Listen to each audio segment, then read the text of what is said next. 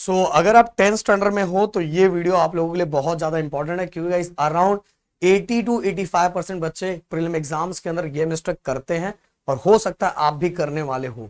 Guys मैं चाहूंगा कि प्लीज ये गलती आप बिल्कुल मत करना जो आपके प्रदीप सर आपको बताने जा रहे हैं। एंड दोस्तों कमेंट बॉक्स के अंदर जरूर एक चीज मुझे लिख के बताना कि बोर्ड एग्जाम के अंदर अपने स्टूडेंट्स का टारगेट कितना है। भाई ईमानदारी के साथ पूरा टारगेट लिख देना। एंड दोस्तों नए हो तो प्लीज वीडियो को लाइक करके जाना। इस वीडियो पे टारगेट लाइक ओनली 1000 में रखता हूं, तो हर बच्चा वीडियो को लाइक करे फटाफट। चलो सबसे पहले लाइक कर दो एंड डिस्क्रिप्शन में अपने व्हाट्सएप चैनल का लिंक दिया हुआ है, फटाफट उसको ज्वाइन कर लो।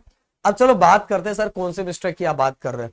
देखो दोस्तों सबसे पहला क्वेश्चन यही है कि सर क्या प्रीलिम एग्जाम्स के मार्क्स ऐड होते हैं फाइनल बोर्ड एग्जाम के अंदर। देखो दोस्तों सबसे पहली बात तो मैं ये बता देना चाहता हूं, डायरेक्ट तो ऐड नहीं होता, पर मैं इनडायरेक्टली जरूर बोलूंगा इनडायरेक्टली इसका असर पड़ता है। कैसे इनडायरेक्टली असर पड़ता है?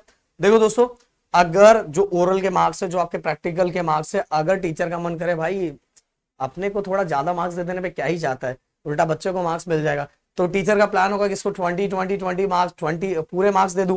बट अगर आपने वही रिटर्न एग्जाम में जाके आपने स्कोर नहीं किया तो भाई बाद में टीचर पे क्वेश्चन मार्क आ जाएगा कि ये रिटर्न में तो किसी पेपर में स्कोर नहीं कर पाए, तो इसको ओरल और प्रैक्टिकल में कैसे मार्क्स मिला।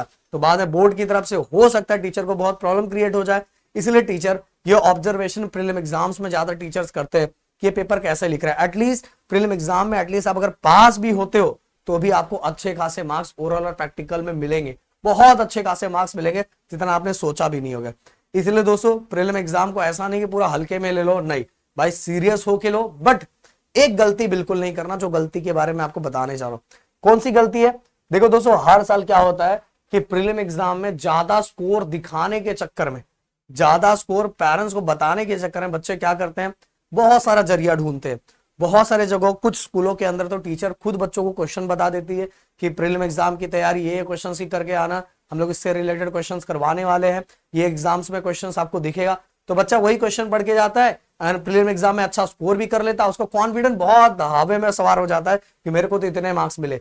जबकि प्रीलिम एग्जाम टोटल आप देखो 15 to 20 डेज का ये जो दिन होगा अपने, क्योंकि प्रीलिम एग्जाम्स के पहले आप प्रीलिम एग्जाम की तैयारी करोगे, उसके बाद आपका ओरल और प्रैक्टिकल्स भी होगा, तो लगभग एक महीना आपका ये एग्जाम में खराब हो जाता है। कहीं कहीं बहुत सारे जगह एक प्रीलिम नहीं दो प्रीलिम लिया जाता है एंड दो प्रीलिम लेने की वजह से बच्चे बहुत जल्दबाजी करते हैं। उनको लगता है 10 चैप्टर है, 10 में से 3-4 चैप्टर वो अच्छे से कर लेते हैं, बाकी चैप्टर के इंपॉर्टेंट क्वेश्चंस कर लेते हैं। बाकी कुछ ऐसा रहता है कि टीचर्स ने 2 क्वेश्चन दे दिया, 3 क्वेश्चन कर दिया, वो कर लिया, और वो करके कभी कभार उनका लक्ष्य 7 भी दे देता है और उनका स्कोर आ जाता है। और उनका स्कोर आ जाने पर घर वालों को लगता है यार मेरा बच्चा तो बहुत स्कोर कर रहा है, मतलब टीचर का भी काम हो गया कि टीचर को सबमिशन करना है मैनेजमेंट के सामने कि देखो बच्चे सब लोग बहुत अच्छा कर रहे हैं। क्यों? रिजल्ट के बाद किसको क्या ही लेना देना, समझ में आ रहा है? रिजल्ट के बाद किसको क्या ही लेना देना, तो प्रीलियम में दिखा दिया कि देखो बच्चे बहुत अच्छा स्कोर कर रहे हैं तो भाई ये बहुत अच्छा कर सकते हैं। बट वो स्कोर क्यों कर रहे थे, रीजन अलग था। रीजन अलग था क्योंकि उनको क्वेश्चंस पता चल गए थे, उनको ये पता चल गया था उनके एग्जाम्स में क्या आने वाला था, बस बच्चा उतना ही पढ़ के गया। तो क्या ऐसे पढ़ के आप अपने बोर्ड एग्जाम की तैयारी कर पाओगे? भाई मैं बताना चाहूंगा बिल्कुल नहीं कर पाओगे, और आगे आगे जाके बहुत ज्यादा पछतावा फील होगा, बहुत ज्यादा पछतावा फील होगा कि भाई मैंने ये गलती क्यों की, अपना बीच का 1.5 महीना खराब क्यों के लिया। इसीलिए दोस्तों मैं आपको समझाना चाहूंगा और बताना चाहूंगा कि आपको कैसे बढ़ना चाहिए आगे। देखो सिंपल सी बात है कि आपको कैसे बढ़ना चाहिए। अगर मान लो आपके टोटल 1 से 10 चैप्टर है, 10 चैप्टर है, तो अगर आप एटलीस्ट अभी आपने 0% स्टडी की है, तो अगर आपका टारगेट है कि मेरे पास अभी 1 महीना बचा है, तो मेरे से 1 महीना में सर बस 5 चैप्टर ही हो पाएगा अच्छी तरीके से सर, तो मैं बोलूंगा भाई अच्छी तरीके से बस ये 5 चैप्टर ही करके एग्जाम देने जाओ। क्योंकि जैसे ही प्रीलिम एग्जाम खत्म होगा तो आपके मन में आपने आप जब बैठोगे पढ़ने के लिए बोलोगे यार 5 चैप्टर तो मेरा बहुत अच्छी तरीके से हो गया, तेरे भाई को बस 5 ही चैप्टर और करना है, 5 चैप्टर और करना है, इससे ज्यादा करने की जरूरत बिल्कुल नहीं है। समझ गए? 5 चैप्टर तो हो चुका है, 5 चैप्टर बस रिविजन करना, 5 ही करना है, तो वहां टाइम भी बच गया और आपका सिलेबस भी 1 टाइम खत्म हो गया।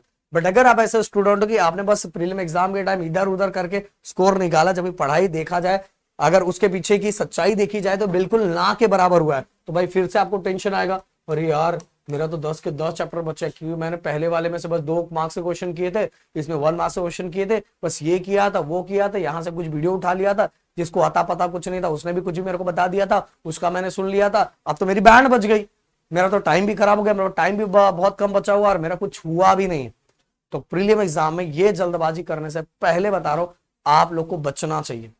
देखो जितने भी चैप्टर होके जा रहे हैं प्रीलिम में अच्छी तरीके से करके जाओ, कि जैसे ही प्रीलिम एग्जाम खत्म हुआ तो एटलीस्ट अगर अगर देखो 10 में से 5 चैप्टर करके जाओगे तो भी अच्छे से पास हो जाओगे। तो यहां स्कोर करके क्या ही कर लोगे, एटलीस्ट मैं बोला पास हो जाओ, आपको स्कोर हो जाएगा। आपका असली डंका किसमें बजना चाहिए, बोर्ड एग्जाम में। हाँ अगर आप ऐसे स्टूडेंट, आपकी पढ़ाई हो चुकी है, बहुत अच्छा हो चुका है, तब तो भाई आप पूरा ही पढ़ के जाओ।